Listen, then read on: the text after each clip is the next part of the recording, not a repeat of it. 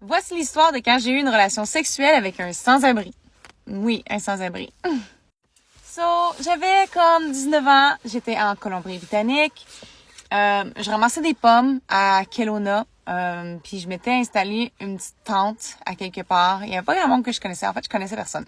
Mais en faisant le party, en buvant, je me suis fait des amis. On avait comme un petit crew de personnes qui, après avoir ramassé soit des pommes ou des cerises, dépendamment de la saison, on se regroupait après, puis on se saoulait.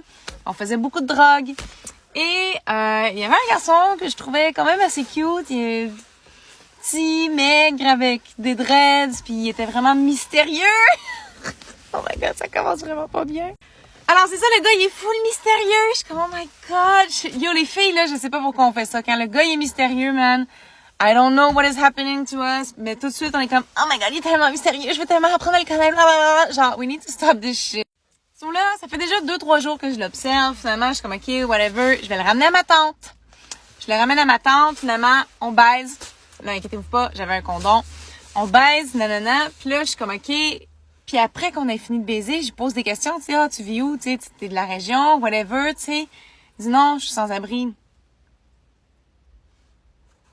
Comme sans-abri, comme moi, genre, comme... Je dis non, ça fait des années que je me promène, puis je fais la saison des fruits pour me faire un petit peu d'argent, puis c'est tout. Je suis comme...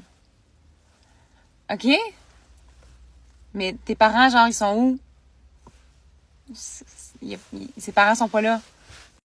Tu sais, avant qu'il y ait du monde qui me juge là-dessus, moi aussi, j'étais sans-abri. Moi aussi, j'étais sans-abri. Ça faisait 1 an que j'étais sans-abri, tu sais. J'avais été capable de m'acheter des affaires pour me faire une tente, puis avoir l'air d'une personne qui fait comme un trip spirituel, comme que tout le monde appelait, tu sais. Puis je suis comme, non, moi, je suis vraiment sans-abri aussi. Mais tu sais, j'ai couché avec une personne sans-abri, mais comme moi, à la base aussi, j'étais sans-abri. Même les personnes en situation d'itinérance, ils ont des condoms.